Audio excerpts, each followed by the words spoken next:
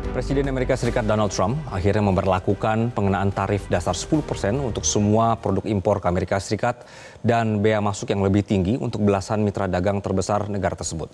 Vietnam mendapatkan tarif timbal balik resiprokal 46%, sementara Indonesia 32%. Kebijakan kontroversial ini diumumkan Trump di Rose Garden, White House, Rabu sore waktu setempat. Bea masuk ini akan menimbulkan hambatan baru di negara dengan ekonomi konsumen terbesar di dunia ini dan menciptakan perang dagang baru. Negara-negara yang menjadi mitra dagang Amerika Serikat diperkirakan akan merespons dengan tindakan balasan masing-masing yang menyebabkan harga melonjak untuk semua produk.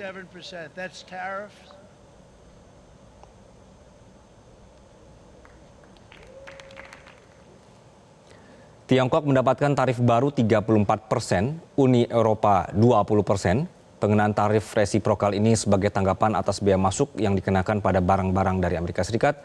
Adapun Kamboja menjadi negara yang mendapatkan tarif tertinggi 49%. Posisi kedua ada Vietnam 46%, Sri Lanka 44%, Bangladesh di 37%, sedangkan Thailand 36% dan Taiwan 32%.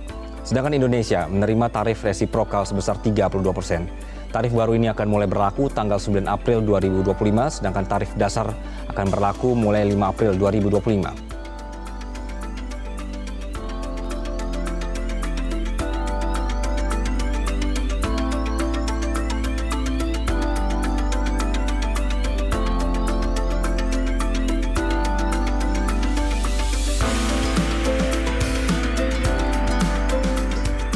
Chronic trade deficits are no longer merely an economic problem. They're a national emergency that threatens our security and our very way of life. It's a very great threat to our country.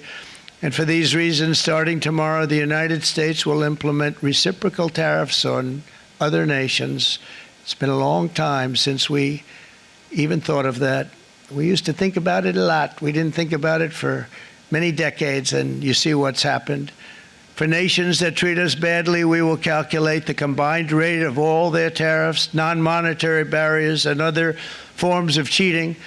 And because we are being very kind, we're kind people, very kind.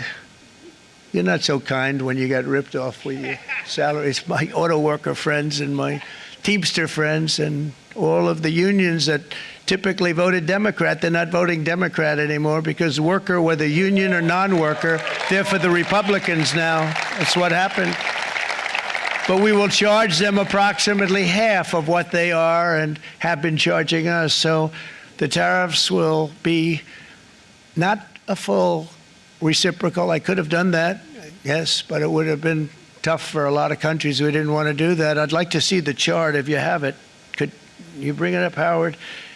So if you look at that, China, first row, China, 67%. That's tariffs charged to the USA, including currency manipulation and trade barriers. So 67%, I think you can, for the most part, see it. So it's 67%, so we're going to be charging a discounted reciprocal tariff of 34%. I think, in other words, they charge us, we charge them less. So how can anybody be upset? They will be because we never charge anybody anything, but now we're going to charge. Lalu seperti apa dampak bagi Indonesia pasca kebijakan tarif baru yang diumumkan Presiden Amerika Serikat Donald Trump? Kita akan membahasnya bersama analis ekonomi Fitra Faisal. Selamat sore, Bang Fitra. Jadi kalau misalnya kita melihat ya, sebenarnya ini kebijakan apa begitu dan apa yang akan terdampak pada Indonesia? Iya, Bang Anggi, kalau kita lihat ini judulnya adalah tarif resiprokal yang disebut oleh Trump sebagai Liberation Day, ya, hari pembebasan ya. Meskipun banyak juga yang melihat bahwa ini hari resesi karena diumumkan hal yang menimbulkan gejolak pasar. Jadi apa sih tarif resiprokal itu?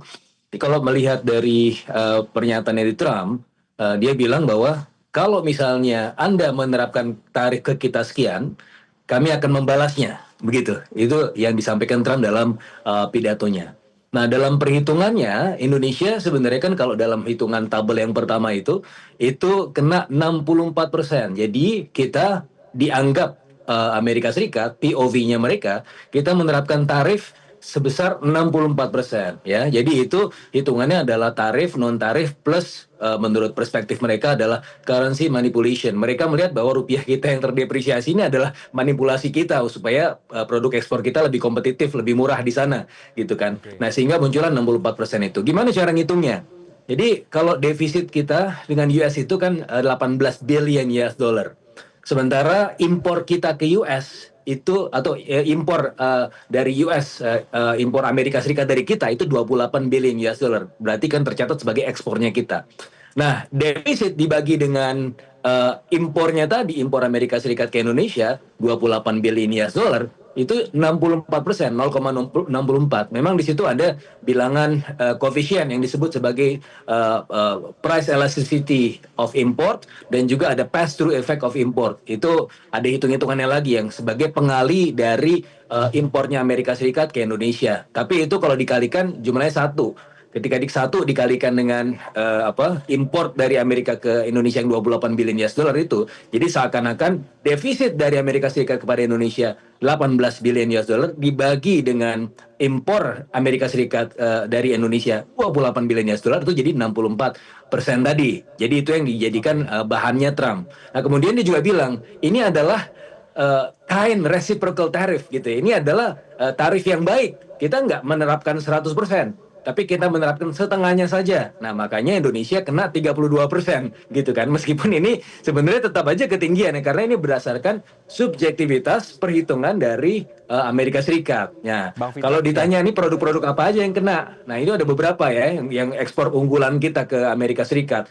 Yang pertama tentu elektronik, yang kemudian berikutnya ada tekstil, produk tekstil, alas kaki, kemudian ada karet gitu ya, dan juga kemudian ada minyak nabati (CPO). Nah, ini yang bisa jadi akan kemudian kena ya secara spesifik, dan tentunya kalau kita melihat ini kan mayoritas industri padat karya ya, jadi kita juga harus bersiap-siap meskipun tentunya harus ada ruang negosiasi juga ya untuk kemudian menurunkan tarif tersebut.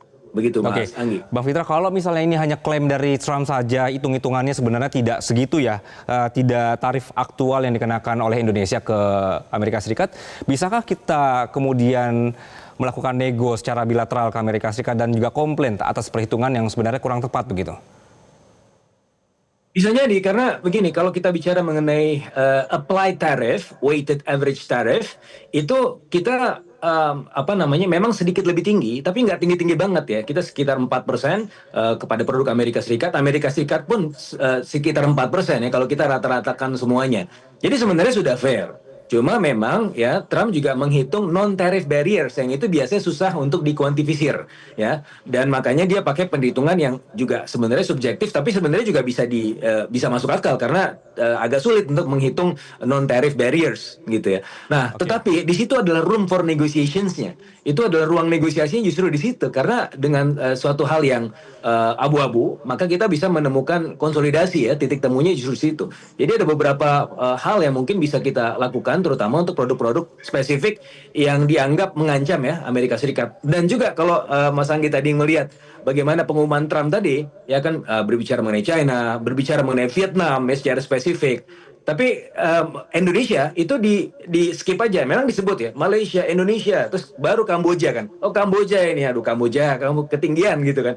Artinya apa? Indonesia ya memang disebut, tetapi ya sebenarnya bukan merupakan perhatian yang khusus begitu ya, sehingga kita bukan merupakan ancaman yang sangat signifikan buat US, dan disitulah kemudian ruang negosiasinya harus kita mainkan. Jadi jangan melakukan retaliasi, jangan melakukan perlawanan, tapi negosiasi. Itu yang dilakukan oleh Vietnam. Vietnam dalam waktu dekat saya dengar mereka akan mengirimkan ya utusan khususnya pemerintah Vietnam, bahkan mungkin ya pemimpinnya langsung datang ketemu perwakilan Amerika Serikat untuk menegosiasikan ini. Jadi kita jangan sampai kalah cepat juga dengan Vietnam. Gitu Mas Anggi.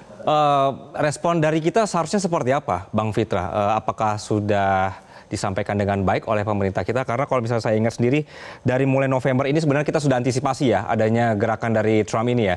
Namun ketika akhirnya hari ini diumumkan gitu, apakah sudah tepat apa reaksi Indonesia atau justru terlihat sepertinya pemerintah kita juga santai-santai aja begitu? Saya rasa kalau santai enggak ya, tapi mungkin sekarang banyak hal yang mesti dipikirin. Cuma harus cepat gitu ya. Saya berususan teman-teman di pemerintahan masih berpikir panjang ya, karena yang saya dengar sudah ada Menteri Perdagangan, Menteri Perindustrian, Menteri Keuangan ya, yang sudah berkumpul, Menteri Luar Negeri juga ya, untuk berkumpul untuk kira-kira respon seperti apa yang paling baik. Nah, respon yang paling baik adalah knowing Trump. Trump itu adalah orang yang bilateral, berbeda dengan Obama atau Biden yang lebih multilateral. Mereka melakukan pendekatan-pendekatan yang sifatnya kalau mau masuk bekerja sama dengan Indonesia dan negara-negara Asia lewat jalur misalnya Trans-Pacific Partnership lewat zamannya Obama, atau di zamannya Biden Indo-Pacific Economic Framework. Tetapi Trump tadi juga sempat menyampaikan kan, saya ketika di zaman saya TPP Trans-Pacific Partnership yang merujuk multilateral engagement di zamannya Obama, saya matikan karena ini akan menghambat pekerjaan Anda. Dan ya itu adalah tipikal Trump, tipikal bilateral. Maka bilateral memang harus dipahami bahwa ya senjatanya adalah tarif. Dan juga yang tidak kalah pentingnya, Mas Anggi, ketika dalam pidatonya dia menghadirkan pendukung utamanya, ya pendukung MAGA ya, disuruh speech ya. Dan ini sebenarnya menunjukkan ya, kalau kita juga dengar dari speechnya pendukungnya yang berasal dari Michigan, ini sebenarnya merupakan bagian Trump untuk mengentertain pendukungnya di Industrial Belt. Biasanya Industrial Belt itu Wisconsin, Tennessee, Michigan merupakan bagian dari Demokrat atau biasanya swing votes lah. Tetapi ini menjadi basis supporter Trump. Kenapa? Karena di Industrial Belt ini yang merasa pekerjaan itu diambil oleh China, Meksiko, itu dianggap sekarang diperhatikan oleh Trump. Apalagi sekarang Trump kemudian mencoba untuk menahan serbuan barang-barang asing masuk, dan juga kemudian membuat produk AS lebih kompetitif di pasar luar negeri, yang mana pada akhirnya menghasilkan tenaga kerja begitu. Dan ini adalah bagian dari mengentertain konstituensinya, Mas Anggi, dan itu harus kita pahami juga. Oke, Bang Fitra, jadi rupiah apakah bisa bertahan dengan kondisi seperti ini? Nah, ini menariknya ya, Mas Anggi. Kalau kita lihat respon ya dari indikator-indikator makro, salah satunya USD 10 year. Jadi obligasi US yang bertenor 10 tahun, sekarang yield-nya itu malah turun, Mas Anggi. Ini artinya gimana sih? Jadi begini, ketika orang-orang takut akan risiko di jangka pendek, mereka beramai-ramai menuju safe haven. Safe haven yang pertama, transit yang pertama adalah obligasi US yang bertenor 10 tahun ke atas. Nah, jadi akhirnya apa? Demand-nya meningkat, yield-nya turun ya. Suku bunganya dari obligasi itu turun. Nah, ini sebenarnya bagus buat emerging markets. Kenapa? Karena ini akan menghilangkan tensi kepada nilai tukar. Karena kita lihat juga DXY, dollar index juga melemah. Saya perhatikan dalam hari ini rupiah itu sebenarnya kecenderungan stabil. Memang ketarik negatif berita ini, jadi sempat kemudian melonjak cukup banyak di sesi pagi, tetapi pas di siang-siang saya lihat ini agak turun lagi. Kenapa? Karena ketika USD 10 year obligasinya yieldnya itu turun, ya, itu kemudian membuat ada potensi capital inflow ke emerging markets, justru begitu ya. Cuma sekarang capital inflow-nya yang masuk ke Asia itu cuma lewat sedikit ke Indonesia. Masuknya lebih banyak ke Jepang. Kenapa? Karena dianggap safe haven Japanese yen gitu ya. Jadi Japanese yen sekarang menguat terhadap US dollar. Tapi untuk Indonesia kecipratan sedikit ya. Tidak terlalu membaik tapi tidak memburuk juga. Jadi lumayan stabil. Mudah-mudahan ini akan bisa dipertahankan sampai nanti libur lebaran selesai. Karena kita belum bisa melihat intervensi BI ini, masih tutup gitu kan. Tapi setidaknya ya mudah-mudahan masih di level 16.700 sama. Mas Anggi. Bang Fitra, terima kasih ya Bang ya atas penjelasannya di sore hari ini Bang. Jelajahi cara baru mendapatkan informasi. Download Metro TV Extend sekarang.